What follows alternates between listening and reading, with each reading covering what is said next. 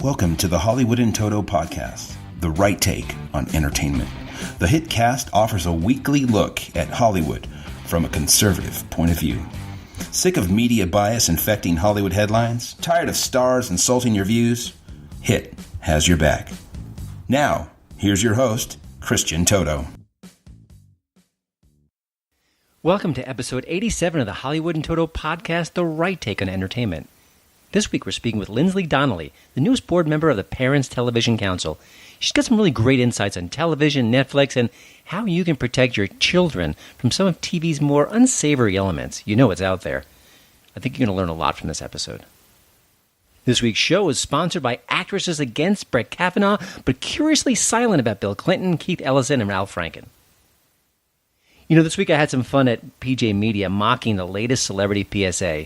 Again, it was aimed at stopping Brett Kavanaugh from becoming our next Supreme Court justice. Yes, we have another allegedly viral video with stars appearing without makeup, looking awkward, looking confused, repeating the same sentences again and again, and of course pretending they're the foremost authorities on the issues at hand. To paraphrase someone from the late 80s, gag me with a spoon. It's yet another example of how insincere the MeToo movement based in Hollywood has become, and that's a shame. You know, these stars instantly sided with Kavanaugh's accuser, but they didn't complain when Samantha Bee slimed President Trump's daughter in the grossest way possible. They didn't complain when Jim Jeffries on Comedy Central called First Lady Melania Trump wooden and dirty. I wish I was making that up. It really happened. Now, can you imagine if like a Tim Allen or a Dennis Miller had said those comments about First Lady Michelle Obama? They would literally be walked out of the Hollywood community and never be let back in. It's really depressing. And I actually have to wonder what's changed about Hollywood behind the scenes these days. Yes, Harvey Weinstein is gone, good riddance. Are his antics gone? Is there anyone else like him doing what he was up to all those years?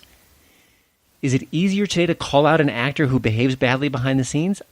Can actresses speak out without fear of repercussions or reprisal about their own Me Too incidents? I don't know. Here's one good sign. A new USA Today story had several different people who work behind the scenes in Hollywood, actresses, people who work in the community, talking out about the situation, sharing their stories, and using their names. That's a really good sign that something is happening positive. Is this the exception that proves the rule? Is this a change? We don't know. Now, obviously, no matter what's going on, there's got to be a lot of work to be done behind the scenes with Me Too and Hollywood. But I have to say, the starlets attacking Kavanaugh with very little significant, credible evidence, they're not doing the movement any favors. Don't touch that dial. You're listening to my daddy's podcast. Now here's the HiT tweet of the week.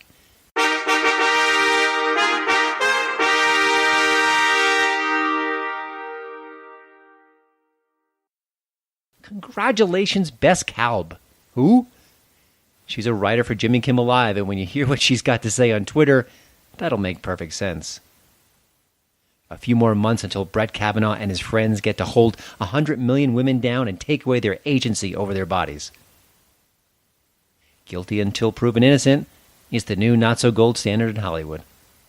My HiT tip of the week is role models. Paul Rudd is now Ant-Man. Seann William Scott is the newest Lethal Weapon. Let's see how long that lasts. In this very funny 2008 comedy, they play mismatched partners who are working together as part of their community service punishment. They have to help out kids. Not a good idea. Now, this one's rated R, so keep the youngins far away. But I got a lot of big laughs out of this movie. And it's the kind of film where the director knows he's got some very talented people in front of the camera. Just let them roll. Now, you know Rudd is a very fine comic actor, but I think Scott's underrated. He's very good here. The role is perfectly tailored to his unique comic energy. High level all the way. Now, I met Scott years ago, and he was one of my favorite interviews in person. He was a Minnesota native. We shared some stories. My wife is from Minnesota. Just one of the nicest guys I've seen off the camera.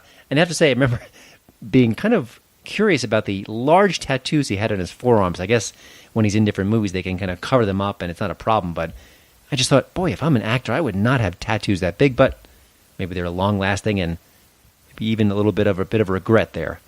Now, he may be forever Stifler, but in Role Models, he's just as good as Paul Rudd, and that's saying something. Role Models is available right now on Netflix.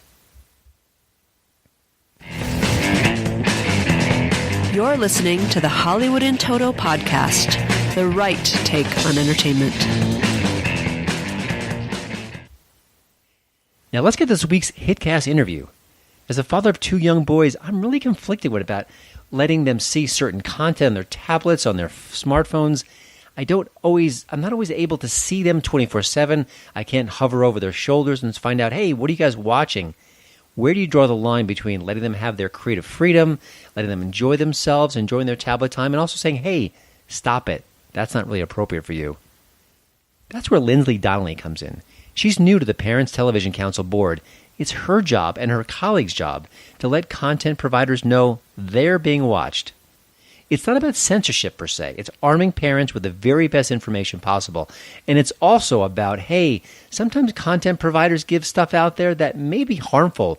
They should be aware of it. They should be held accountable. They should have to answer to the public about what they're putting out there.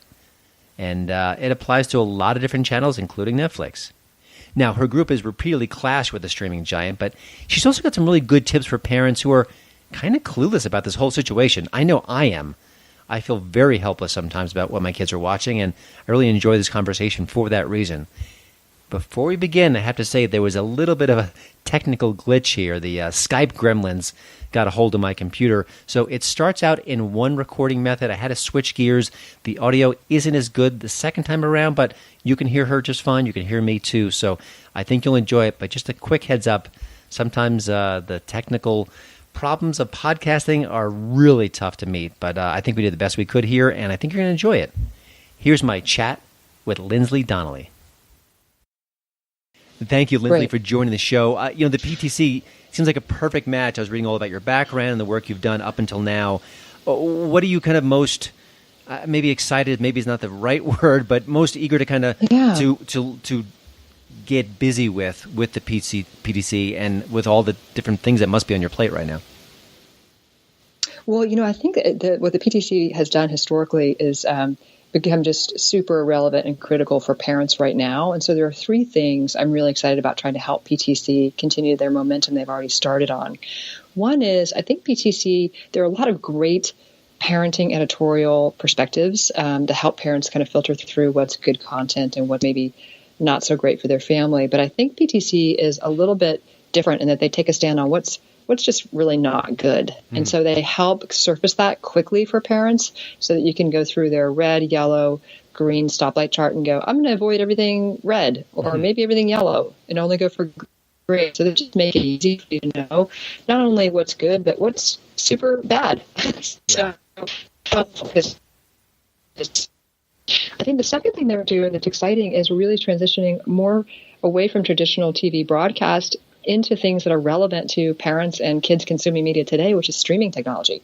I think if you ask a kid what's in BBC or CBS or ABC, they don't know.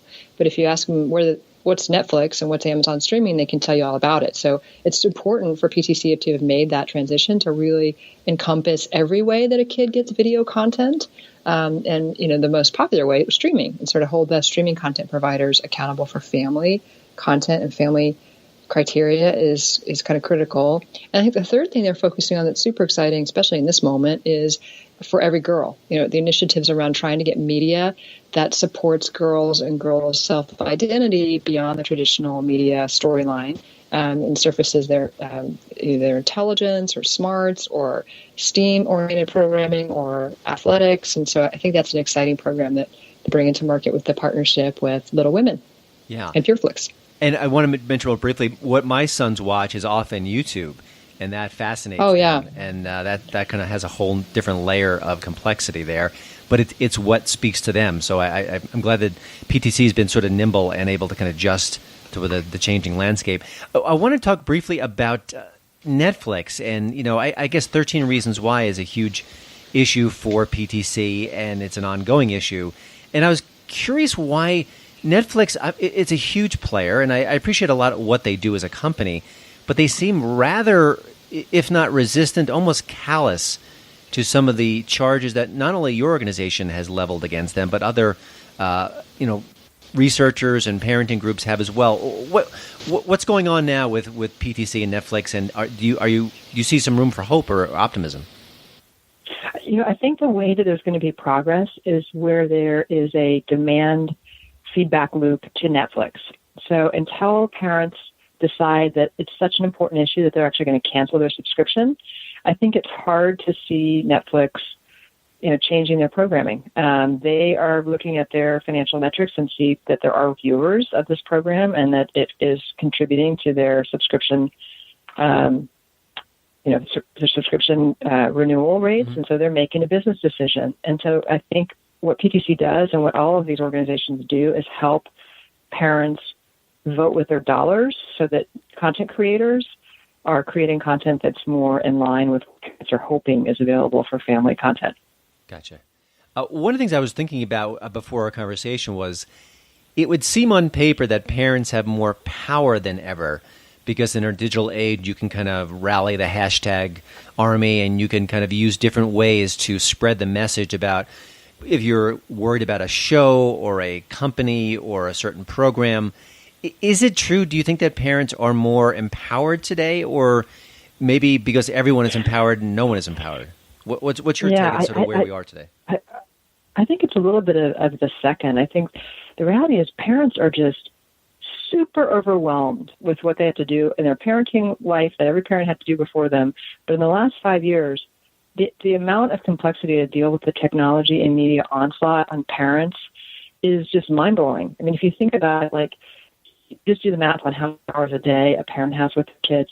They have 45 fewer minutes than they had even 5 years ago overlapping with their kids. So their ability to watch what their kids are doing on the screen, it's superhuman to require them to do it. So we used to trust content providers to rate things in line with family values and then to show things that lined up with family requirements at times of day when kids were going to be there.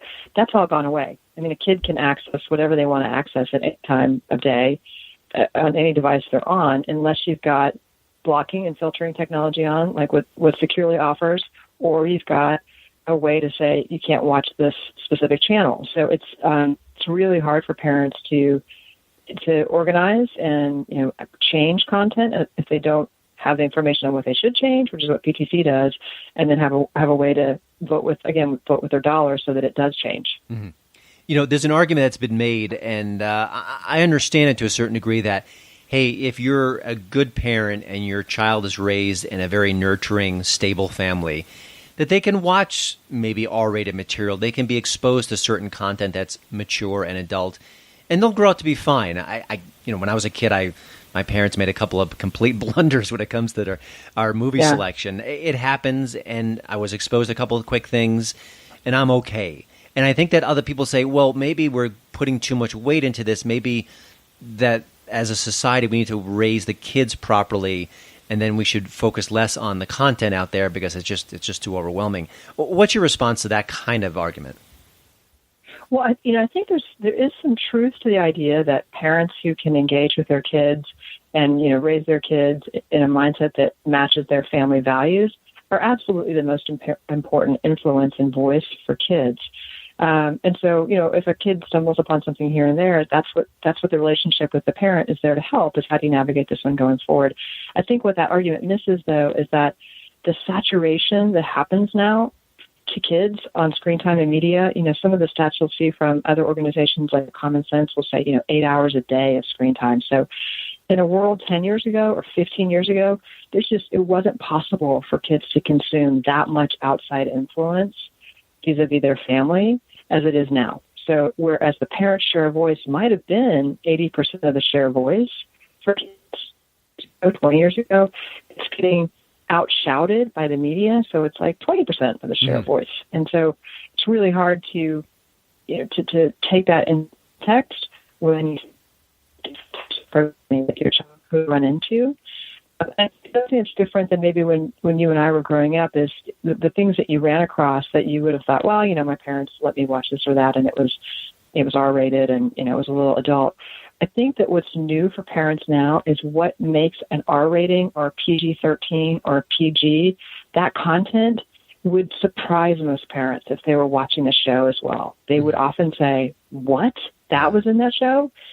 So that's what I think groups like the PTC do, is say, "Yeah, that was in the show." Because I think we all are operating on our own mindset of when I was a kid, blah, blah, blah. And when I was a kid is not what it is like to watch the content for today's kids. Yeah, it's funny, when my kids were a little bit younger, I think they watched the Superman movies with Christopher Reeve, and they were PG, and there was some comic violence, and it was never anything I found upsetting or that was inappropriate. But today's, just example, superhero movies, the violence is very in your face. It's very stark. There's death, there's destruction, and there's a visceral nature to it that is not what I grew up with. So that's a good point. It is. Yeah, it's an interesting change. It is, and you can. I mean, you could do it as a parent. You do a little exercise, and you do exactly what you described. You watch what you saw. And then you watch what their kids see, and you think that's.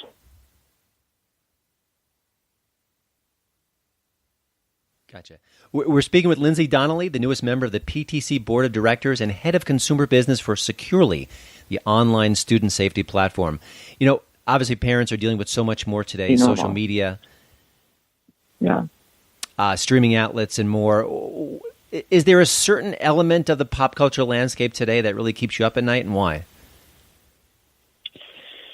I think I continue to be, whether it's Netflix or video content, I continue to be inspired by how powerful video content can be for kids on the positive, but then also a little terrified by how challenging it can be if they continue to see those video stories, those storylines. So, something like YouTube, I think, bothers a lot of parents because, they don't know where their kids get lost on the right-hand rail. I'm not quite as worried by that because I feel like our kids have learned to navigate that. I'm more concerned when they sit and watch a show that normalizes things that are either violent or sexualizing either gender at young ages, or reinforcing stereotypes, ethnic and racial and religious and gender stereotypes continually reinforced. That more keeps me up at night because I think it's shaping kids' mindsets on how they'll be leaders in the future. And I think that norm, the baseline norm of what is acceptable and what is good, has gotten lower and lower. And so I worry about 20 years from now, what will be the expectation of leaders. That's a great point. I know with my son, with his YouTube searches, he's often looking for Pokemon or silly things, but sometimes the content that he finds doesn't appear to be outrageous or upsetting or anything, and then midway through, there's a kind of a curveball thrown your way. So it's really hard to kind of get what the full extent of what you're going to see. I want to talk a little bit about the Smart Feed, which you've worked with. Talk about it and how it can help parents, because it sounds like a really important tool. Yeah, thank you. So my partner, co-founder, and I, Dee Dee, were two moms, and we just were struggling with this problem, I guess when our kids were like in second or third grade and younger, where we had done all of this parenting, we thought, in our homes, and then our kids all of a sudden were on the playground and hearing about things from kids on the playground that we had never exposed them to, whether it was, hey, Mom, can I play Grand Theft Auto or Halo? And I'm thinking, where did you even hear about that? You're 8. Or my daughter coming home from kindergarten and saying, I'm not going to eat my pasta because I'm going to grow up to be fat. And we're like, where did you hear that? What are you talking about? That's not in any of our storybooks that we've read.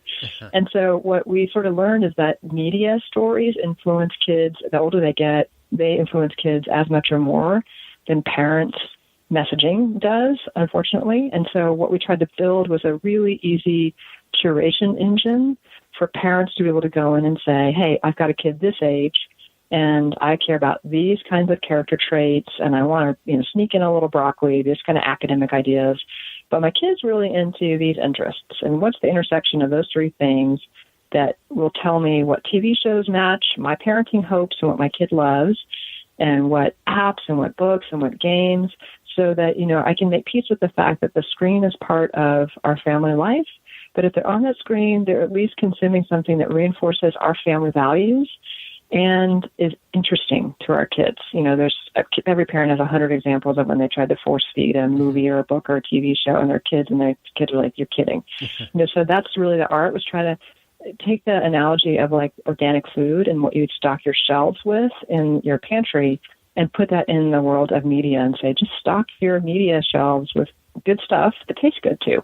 Because there's a lot of it. There's a lot of really great content. It's just really hard to find at organizations like PTC, surfacing it quickly for you. So that was actually how I met the PTC, was bringing in a lot of their editorial points of view around what is good so that parents could find it quickly. Excellent. And kind of keeping on the note, because I think sometimes this discussion that we're having gets negative, we're being critical, and understandably so, but are there companies, media companies, platforms out there that you think have done actually a pretty darn good job of helping parents and realizing the struggle that we have and giving them some real effective tools? Definitely. I mean, I think there are all over the spectrum. So there are editorial groups that make it easy, like Parent TV Council. I think there are a lot of book and app editorial groups, like the Children's Technology Review is a fantastic app platform game reviewer that tries to do that. And so I think there are a lot of those that try to surface it quickly. I think on the content creation side, there are a couple of really exciting answers out there. PureFlix, which is taking a kind of a family value set that is, they would say is missing in Netflix, and trying to make that easy for parents just to turn on the PureFlix channel and get good stuff. I think VidAngel has done some incredibly cool technology solutions where VidAngel lets you go in and set what kind of parameters you want to screen out of content digitally. So whatever your family guidelines are, you can say, take this stuff out, and it automatically skips it. So I think that's super empowering as a parent to go, okay, great, now I can watch this movie or this TV show and know that the stuff I don't want as a parent is going to get skipped. Yeah, and the stuff other people are comfortable with stays, I met the folks behind VidAngel, and their dashboard is insane. I mean, the amount of things you could take out and leave in, it's super flexible. Like 300 filters. Yeah. It's like, whoa, I didn't even know I could. So I think that's super exciting. I think, there are a lot of content creator type studios and channels, whether it's the Hallmark Channel or people are just kind of trying to make it easy for parents and appetizing for kids. So I think there's a lot of great stuff out there. I mean, for example, on Netflix, our kids watch American Genius. Our kids used to watch, here's something that was pretty exciting to see parents do. Our kids used to watch the Wild Kratts show on Netflix, and Netflix must have dropped it for whatever reason, but our kids loved it. And so I could use Smart Feed to find where it was available. It was available on Amazon, and I could continue to support that show because that's a great show. In my family's dynamic, that's a great show. Just because Netflix stopped carrying it, I want that show to continue to be made, so I could switch our spend to Amazon to support it. So I think there are ways out there that parents are able to kind of get quickly under the hood and figure out what works for them. I think, obviously I work with Securely Now, and I'm excited about what they've done to make it easy to block out bad stuff at the school levels and how they're trying to think about doing that for parents too. So there are people coming at the problem. I think, we're still early in this technology curve in a lot of ways. And so I think parents in the last 5 years have probably had the toughest job that parents have had in a long time trying to navigate this. Are there any sort of maybe misunderstandings or bogus themes about the work that you do that you'd like to debunk? I mean, maybe I know sometimes the media kind of picks up a storyline or a narrative, and it's not always accurate. And just anything sort of the work that the PTC does, or maybe work you've done in the past that you'd like to kind of, just kind of spread a little truth around?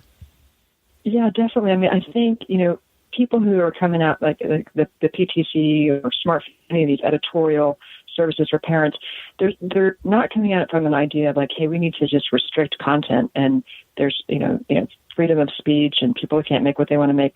That's not at all the mission or the intent. It's for families and for kids. Most humans would agree that there are themes that are adult appropriate and there are themes that are child appropriate. And so the stewards of children are trying to make sure that kids really just consume the stuff that's kid appropriate. And as people can put technology to work to customize what they define as kid appropriate, it makes it easier for parents to be the parents they want to be. And so I think what PTC does, and definitely what SmartFeed does, and what I think Securely does, is it lets the parent control the content that's coming into their house and influencing their family and their kids, instead of constantly having to run defense and block out just a fire hose of content that is, by most humans' assessment, not appropriate for kids. So I think that's what's exciting about the work they're doing is, people can make whatever content they want to make and show it to adults in whatever context they want to do that. But there needs to be a clear delineation between what's family appropriate, what's kid appropriate at certain age levels, and And there needs to be the ability for parents to control that if they consider it a priority. Great. I had one last question. We've talked about, kind of the power of the purse or the wallet, where letting companies know that you will support them, you will not support them. Obviously, it's a very effective tool. And we talked about some of the other settings and technology that helps. If parents do want their voices to be heard, if they want to have an impact on the cultural conversation, is there any kind of tips you can offer to them? We talked before about how it can be sort of almost like a drowning because there's so many voices out there. But what are some of the more effective ways beyond canceling a Netflix, for example, that you could recommend people to do to make them feel like their voice can be heard if applied properly? Mm-hmm. Yeah. Well, I think there are, kind of 2 or 3 levers that, depending on how much time a parent has, they can pull. One is they can just, have a short list of content that they think meets their own family criteria and just support it, buy it, pay for things instead of trying to find ways to, not pay for content. I think pay for things that are good and more of that stuff gets made. So you can do that easily through Amazon streaming by buying different episodes, a piece at a time instead of trying to buy a full subscription. I think you can also, related to that, support channels that are making 80% of the content you think is great. So something like a PureFlix or something like a VidAngel, just to support those services so more gets into that pipeline. I think the second thing that parents can do is have the dialogue with their kids about why they're making the choices they're making. The kinds of conversations that you can have with kids about, here's why we think this is good content and here's why we think this is not the best content. And over time, kids actually start to kind of make that, nutritious choice for their mindset, just like they make nutritious choice for their food as well as they grow up. So kind of actively having that dialogue, I think, is really the best thing you can do with your kids and show them the tools you're trying to use to help them and teach them to use those tools as well.